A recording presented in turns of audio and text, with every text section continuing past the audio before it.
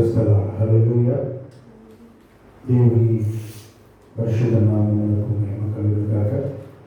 దేవుని నామానికి స్తోత్రాలు చెల్లిస్తున్నాను. దేవుని వాక్యాన్ని మనం ధ్యానం చేసుకున్నాము. ఆదికాండము 28వ అధ్యాయము. ఆదికాండము 28వ అధ్యాయము 10-11 వచనాలు చదువుకుందాం. యాకోబు బెర్షెబా నుండి బయలుదేరి హారాను వైపు వెళుచు ఒక చోట చేరి పొద్దుగూకినందున అక్కడ ఆ రాత్రి నిలిచిపోయాడు. ఆ చోటి రాళ్ళలో ఒకటి తీసుకొని తనకు తలగడగా చేసుకొని అక్కడ పండుకొనేను. చిన్న ప్రార్థన చేద్దాం. ప్రేమ కలిగిన తండ్రి, పరిశుద్ధుడా నీకు స్తోత్రాలు. పరిశుద్ధాత్మ దేవా నీకు స్తుతిస్తున్నా. ఈ వాక్య భాగమును దీవించండి. ఈ వాక్యములోని ఆత్మీయ సత్యాలు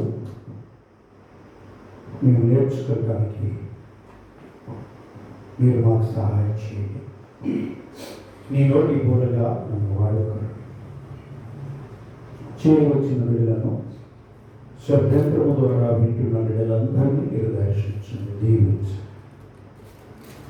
ఈ వాక్యము మా జీవితాలకు దీవెనకరంగా మీరు మలచమని, మీరే మహిమ పొందమని యేసు నామమున ప్రార్థిస్తున్నాము తండ్రి.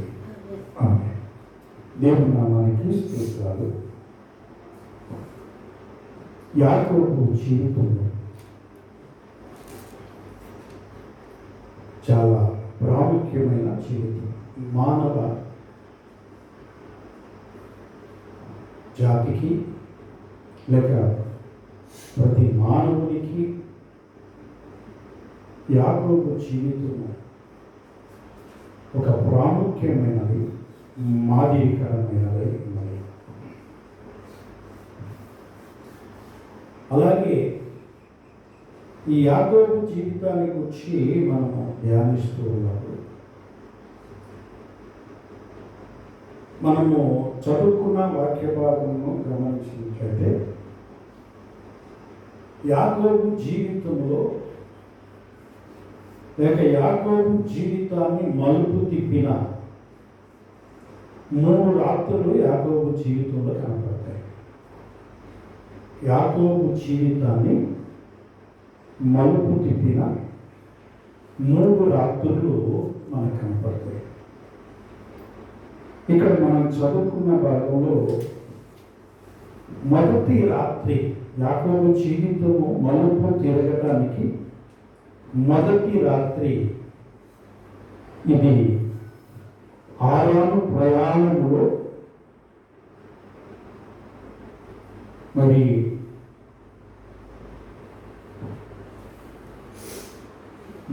ఆ మార్గ మధ్యలో యాకోబు జీవితాన్ని ఒక మలుపు తిప్పిన రాత్రి ఈ రాత్రి.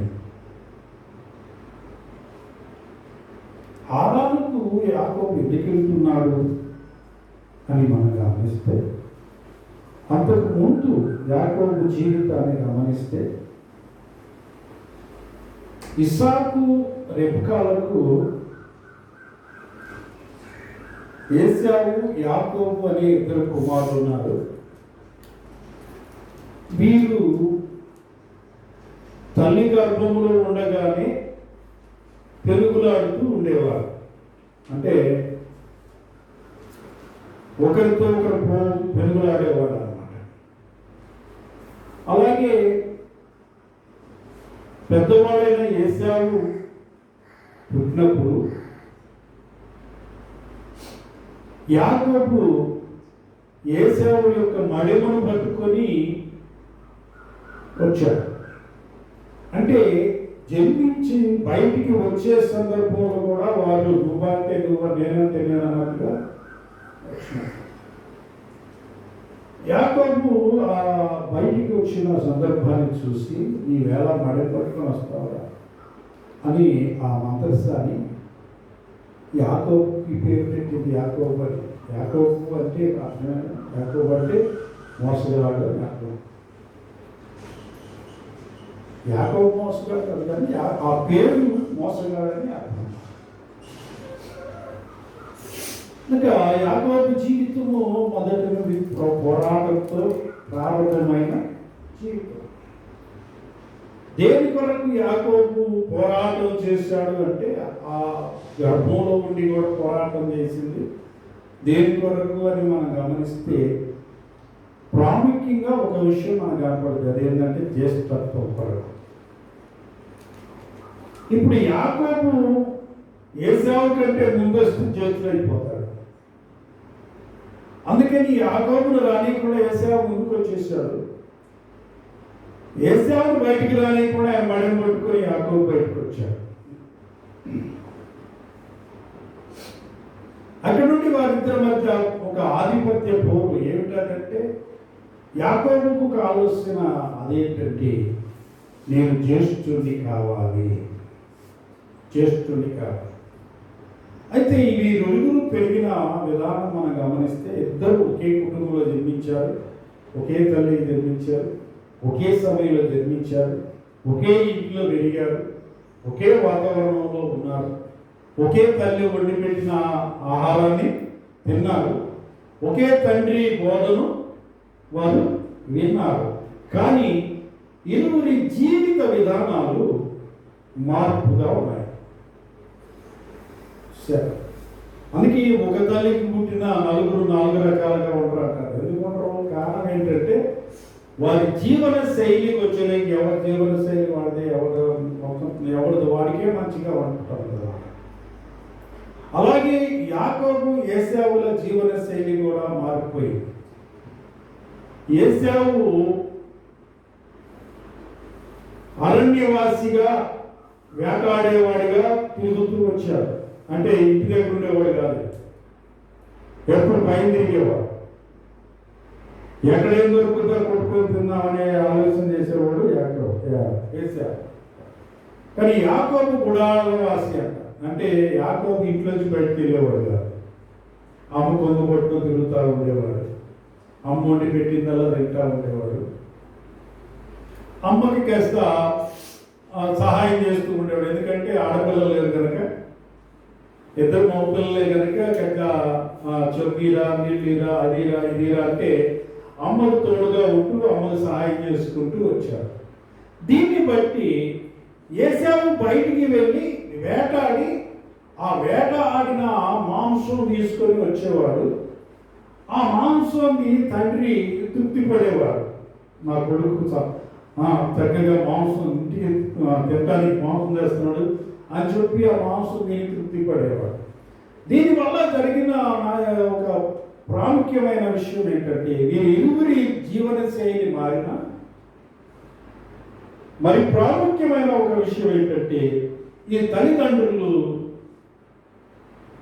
ఇద్దరిని విడదీసి చెరొకరు ప్రేమించడం ప్రారంభించారు.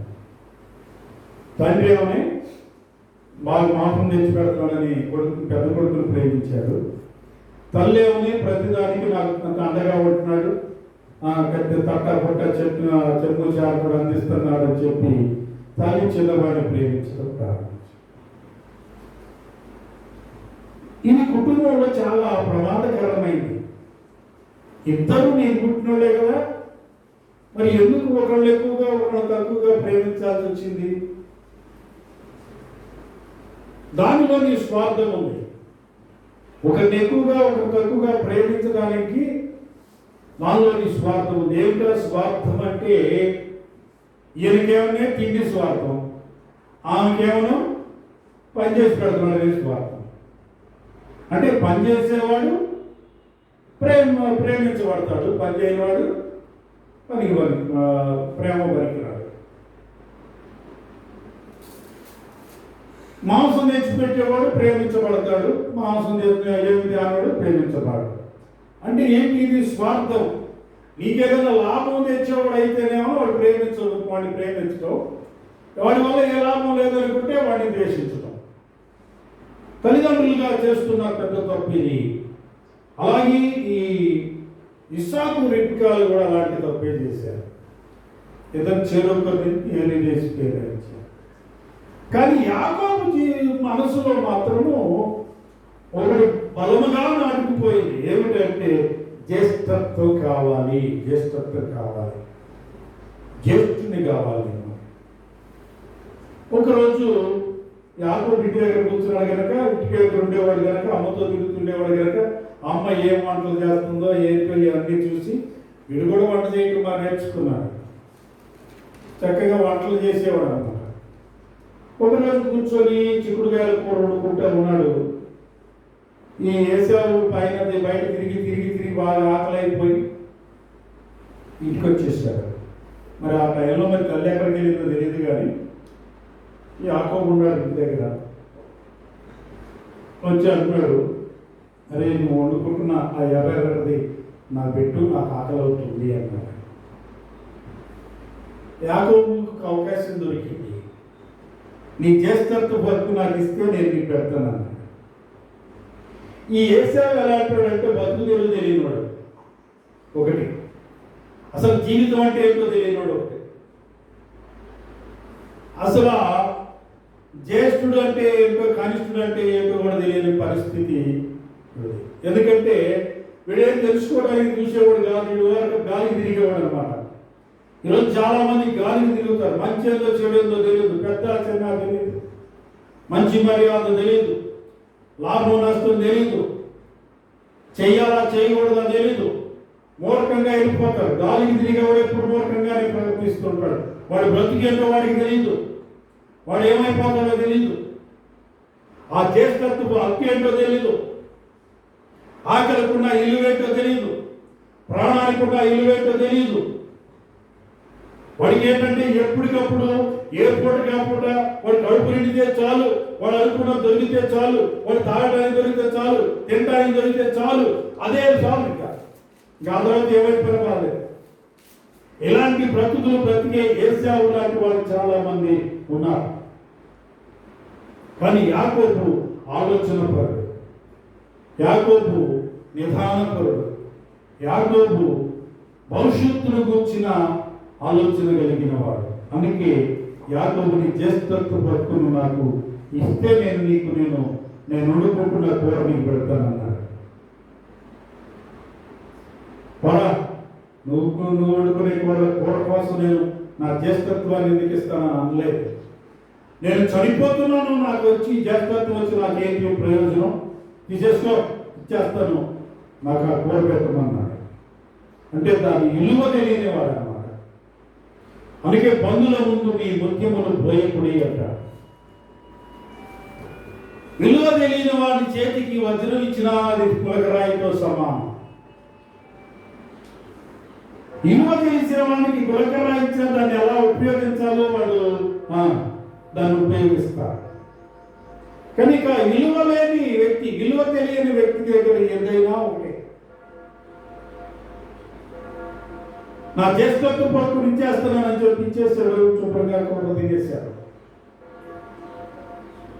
ఆ తర్వాత ఒక రోజు వచ్చింది, తండ్రి బాగా వృద్ధుడైపోయాడు, కళ్ళు కనపట్టలేదు. పెద్ద కుమారుడు పిలిచి అన్నాడు, అయ్యా నువ్వు వెళ్ళి వేటాడి మంచి మాంసం పట్టుకురారా, నా కొడి పెడితే నేను తిని నేను ఆశీర్వదిస్తాను అని చెప్పాడు. ఈ మాటలు తల్లింది, యాకోబుని సిద్ధపరిచింది. అరే నువ్వు వెళ్ళి మీ అన్న ఎక్కడికెళ్ళాడు, మీ అన్న వచ్చే లోపు నువ్వు మందలోకి వెళ్ళి ఒక పొట్టేలు పట్టుకునిరా, దాన్ని నేను వండి తయారు చేస్తాను, నేను వెళ్ళి మీ నాన్న దగ్గర దీవుల్లో పొందుతుకొని చెప్పింది. పాప యాకోబుకి ఇష్టం లేదు, కానీ తల్లి ప్రేరణ వలన, తల్లి బలవంతం వలన, తల్లి మాట విని యాకోబు ఏశావు లాగా వెళ్ళి తండ్రి దగ్గర దీవెన పొందాడు. ఇక్కడే అసలైన జీవితము ఒక్కసారిగా తారుమారు అయిన పరిస్థితి ఏర్పడింది. ఎప్పుడైతే యాకోబు దీవెనలు పొంది వచ్చేసాడో, తర్వాత ఏశావు వెళ్ళినప్పుడు తండ్రి, అయ్యా నేను ఇంతకు ముందే దీవించేశానురా, నువ్వు కాదా, అయితే యాకోబు వచ్చి మోసం చేశాడురా అని చెప్పినప్పుడు అన్నకి కోపం వచ్చేసింది. తండ్రిని మరణించిన వెంటనే యాకోబును చంపాలని ఏశావు రెడీ అయ్యాడు. ఈ విషయం తెలిసిన తల్లి, అయ్యా నువ్వు ఇక్కడ ఉండొద్దురా, నీ మేనమామ ఇంటికి వెళ్ళిపో, అక్కడ ఉండు, ఆరాధనలో మా అన్నోడు ఉన్నారు అక్కడ అని చెప్పి తల్లి ప్రతిమాడింది. తర్వాత తండ్రి కూడా వెళ్ళమని చెప్పాడు. చక్కగా అప్పటి వరకు ఇంట్లో ప్రశాంతంగా కూర్చున్న యాకోబు, కావలసిందల్లా వండుకొని తినే యాకోబు, కావలసినంత పని వాళ్ళ చేత తెప్పించుకునేవాడు యాకోబు, ఏ నొప్పి లేకుండా, ఏ బాధ లేకుండా, ఏ దిగులు లేకుండా, ఎండకన్నంటూ చూడకుండా చక్కగా నీడ పట్టున గుడారవాసి అయి జీవించిన యాకోబు ఇప్పుడు ఎడారి వాసి అయ్యా. దేవునికి స్తోత్రం, హల్లెలూయా. ఏమయ్యాడు? ఎడారి వాసి అయ్యాడు. గుడారవాసం వదిలేసి ఎడారి వాసం ప్రారంభించాడు. ఎడారిలో ప్రయాణం చేయడం ప్రారంభించాడు. కొండలు ఎక్కుతున్నాడు, గుట్టలు ఎక్కుతున్నాడు, ప్రయాణం చేస్తూ ఉన్నాడు. తీసుకుని వచ్చిన ఆహారం అయిపోయింది, నీళ్ళు అయిపోయింది, అలసిపోయాడు, పొద్దుగొక్కిపోయింది, ఈ ముందుకు సాగలేకపోయాడు. ఆ రాత్రి ఆ స్థలంలో కూర్చున్నాడు. ఎవ్వరు లేరు, పడుకోవడానికి పక్క లేదు, తల కిందకు తిండి లేదు, మంచం లేదు. అంతకుముందు చక్కగా మంచాలైనా చక్కగా పరుపులు వేసుకొని మంచిగా దిండ్లు పెట్టుకొని ప్రశాంతంగా పడుకొని నిద్రపోయేవాడు. ఇప్పుడు గులకరాళ్ళ పడక అయింది, ఒక రాళ్లే తలగడ అయినవి. తోడెవరు లేరు, పలకరించేవారు లేరు, భయంకరమైన చీకటి. ఆ పరిస్థితిని తలుసుకొని యాకోబు ఏడవడం ప్రారంభించారు. దేవునికి స్తోత్రం, హల్లెలూయా. నా తల్లి మాట ఎదుర్కొండ ఉన్నట్లయితే నేను ఈరోజు ఇలాంటి పరిస్థితి, ఒంటరి జీవితం జీవించాల్సిన పరిస్థితి వచ్చేది కాదు కదా. నా అన్నను నేను మోసం చేయకున్నట్లయితే చక్కగా నా తండ్రి యొక్క నేను ఉండేవాడిని కదా, నా అన్న నేను కలిసి జీవించేవాళ్ళం కదా అని పశ్చాత్తాపడుతూ యాకోబు ఏడవడం ప్రారంభించాడు.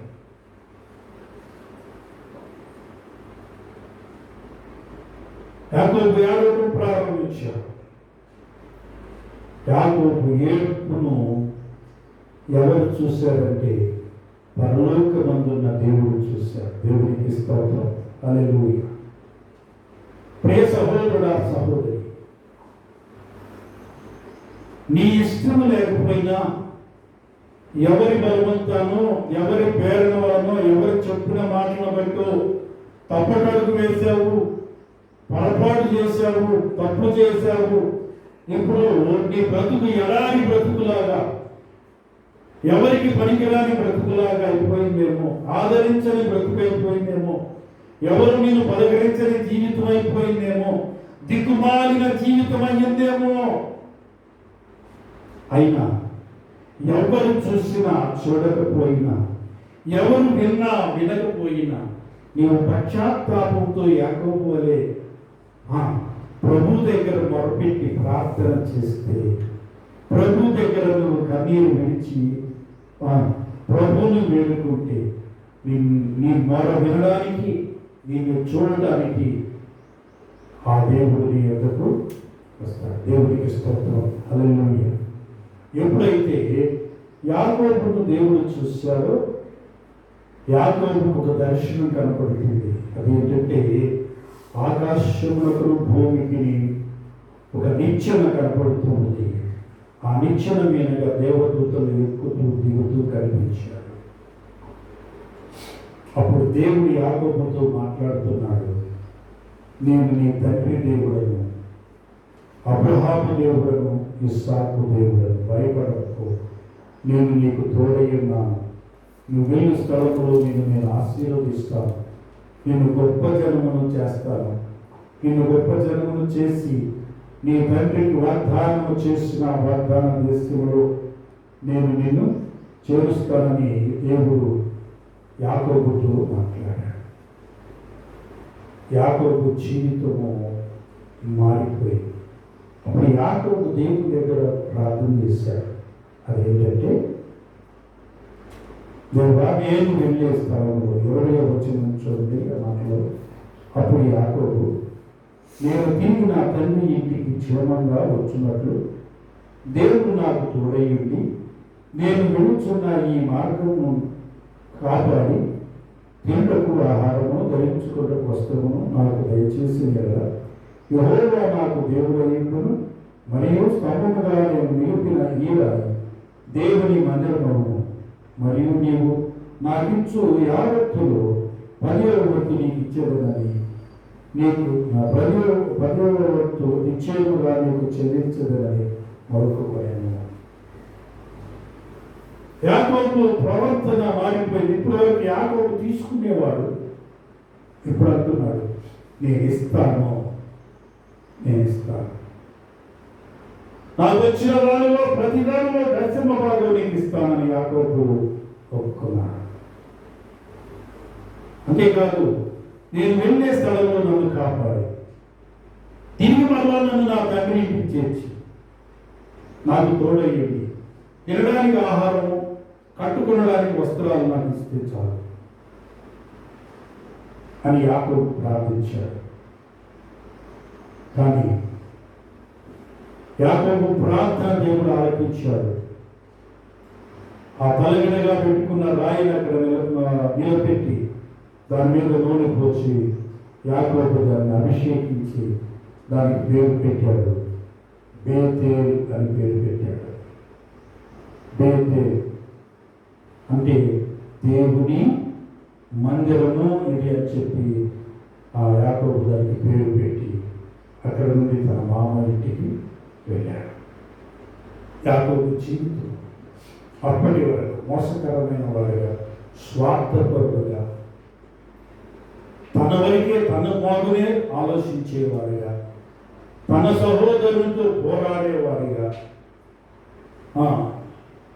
కొంతమంది ఉంటుందండి, నేను బతికితే చాలు, నా కుటుంబం చాలు, నా అన్న లేడు, నా తమ్ముడు లేదు, నా చెల్లి లేదు, నా తల్లి లేదు, నా తండ్రి లేదు, నేను నేను నేను నేను అనుకునేవాడు. అలాంటి జీవితము జీవించిన వాడు యాకోబు. అలాంటి జీవితం జీవించినాడు. పుట్టుకలో నుండి అలాంటి జీవితం జీవించిన వాడు యాకోబు. అలాంటి జీవితము జీవించిన యాకోబు జీవితము ఏదో ఈ రాత్రితో మార్పు చెందింది. మోసము చేసి సంపాదించాడు జ్యేష్ఠత్వాన్ని, మోసము చేసి సంపాదించాడు తండ్రి వద్ద నుండి దీవెనలను, మోసం చేసి సంపాదించాడు తను ఆ ఇంట్లో పెత్తనాన్ని. తన మోసకారిగా, సోమరిగా, స్వార్థపరుడుగా ఆ ఇంట్లో వెలిగిన ఆ యాకోబు బేతేలులో యథార్థవంతుడుగా మారిపోయాడు. దేవునికి స్తోత్రం. బేతేలులో దేవునికి ప్రార్థించేవాడిగా మారిపోయాడు. అంతకుముందు యాకోబు ఎక్కడ ప్రార్థించేది మనకు కనపడదు. ప్రార్థనాపరుడయ్యాడు, కన్నీటి ప్రార్థనాపరుడయ్యాడు, దర్శనాలు చూసేవాడయ్యాడు, దేవుని మందిరాన్ని నిర్మించడానికి తీర్మానం చేసిన వాడయ్యాడు, దేవుని కొరకు స్థలమును ప్రతిష్ఠించిన వాడయ్యాడు, దేవుని భాగము దేవునికి ఇవ్వడానికి ఆ దేవుని సన్నిధిలో మొక్కుబడి చేసుకున్న వాడయ్యాడు.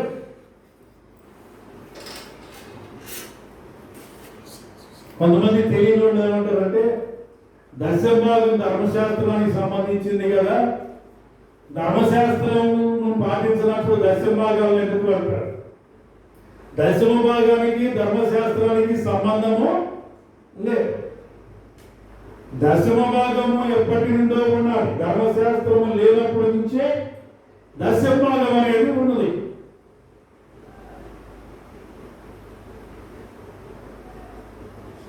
తర్వాత ఆ దశమ భాగాన్ని మీరు కంటిన్యూ చెయ్యండి అని దేవుడు మోషే ద్వారా ఇశ్రాయేలు ప్రజలకు ఆజ్ఞాపించడమే కానీ దశమ భాగము మోషే రాకముందు నుంచే ఉన్నది. కాబట్టి దేవుని భాగము దేవునికి ఇవ్వడానికి తీర్మానం చేసుకున్న వాడు అయ్యాడు యాకోబు. యాకోబు బ్రతుకు మారిపోయింది. మోసగాడు యథార్థవంతుడయ్యాడు. ప్రార్థన లేకుండా పొయ్యితో తిరిగేవాడు ప్రార్థనాపరుడుగా మారాడు. అంతకుముందు ఏవేవో ఆలోచనలు కుతంత్రాలు చేసేవాడు ఇప్పుడు దర్శనాలు చూస్తూ ఉన్నాడు. అంతకుముందు ఎవరి దగ్గరైనా తీసుకొని తినేవాడు ఇప్పుడు ఇవ్వడానికి ముందుకు వచ్చాడు. యాకోబు జీవితం మారిపోయింది. యాకోబు తన మామ ఇంటికి వెళ్ళినప్పుడు యాకోబు తన మామ చేతిలో పదే పదే మోసపోయాడే కానీ యాకోబు ఎక్కడ మోసము చేయలేదు. బ్రతుకు మార్చిన రాత్రి ఈ హారాను మార్గములో బేతేలులో యాకోబును మార్చిన రాత్రి ఆ రాత్రి. ప్రియ సహోదరుడా సహోదరి, నువ్వు ఏ స్థితిలో ఉన్నా, ఎలాగున్నా, నీ బ్రతుకు మారడానికి, నీ బ్రతుకు మార్చుకోవడానికి దేవుడు ఒక అవకాశం ఇస్తున్నాడు. యాకోబుకు ఒక అవకాశం ఇచ్చాడు ఆ రాత్రి. యాకోబు కన్నీటితో దేవుని సన్నిధిలో ప్రార్థించి పశ్చాత్తాపడి తన బ్రతుకును మార్చుకున్నాడు.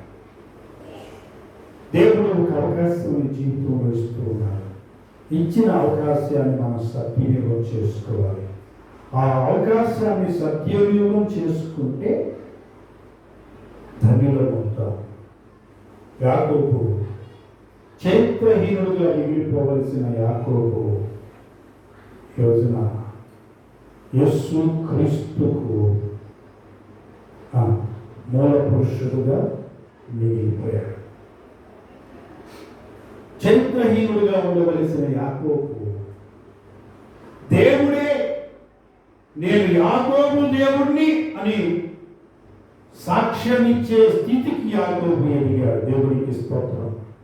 ప్రియ సహోదరుడా సహోదరి, నీ జీవితం ఎలాంటిదో, నువ్వు ఎలాంటి వాడవో, మోసకారివో, మోసం చేసేవాడవో, లేక ఇతరుల ప్రేరణ ద్వారా నువ్వు పాపంలో తప్పుల్లో పడిపోయావేమో, మోసంలో పడిపోయావేమో, అన్యాయాలు అక్రమాలు చేస్తున్నావేమో, అయితే దేవుడు నీకు ఒక అవకాశం ఇస్తున్నాడు మార్చుకోవడానికి. ఈ అవకాశాన్ని నువ్వు జారవిడించుకోకుండా కనుక అవకాశాన్ని సద్వినియోగం చేసుకున్నట్లయితే యాకోబు జీవితం వల్ల నీ జీవితం కూడా నీకు ఆశీర్వాదకరంగా మార్చబడుతుంది. యాకోబు దేవుడిని అని దేవుడు చెప్పుకునే స్థితికి యాకోబు ఎదిగాడు. అంతేకాదు యేసు క్రీస్తును యాకోబు వంశంలో నుండి ఈ లోక రక్షకుడుగా మనకి లోకానికి ఆయన వచ్చాడు. దేవుడి యాకోబు గర్భము నుండి మన రక్షకుడుగా ఈ లోకానికి వచ్చాడు. కాబట్టి ఎవరికి పనికిరాని జీవితము, పనికి మాలిన జీవితంగా ఉన్న నీ జీవితము యేసు క్రీస్తుని అంగీకరించి ఆయన సన్నిధిలో మోకరించి నీవు ఎప్పుడైనా ఒప్పుకొని దేవుడిచ్చిన అవకాశాన్ని సద్వినియోగం చేసుకొని నీ జీవితాన్ని, నీ పాపములను, నీ దుర్మార్గతను ఒప్పుకుంటే అనేకులకు ఆశీర్వాదకరంగా, నీ కుటుంబానికి దీవెనకరంగా, నీ బిడ్డలకు దీవెనకరంగా, నీ తల్లిదండ్రులకు దీవెనకరంగా, నీ కుటుంబానికి దీవెనకరంగా, నీ గ్రామానికి దీవెనకరంగా దేవుడు నేను మలచబోతూ ఉన్నాడు. కాబట్టి ఇంతకుముందు నీ జీవితం ఎలా ఉంటుందో తెలియదు. వదిలేసే ఆ జీవితాన్ని వదిలేసే నూతన జీవితం ప్రారంభం వరకుగా దేవుడు నిన్ను ఆశీర్వదిస్తాడు. అట్టి కృపలో మన దేవుడు పరిశుద్ధాత్మ దేవుడు సహాయం చేయగలరు. ఆమేన్.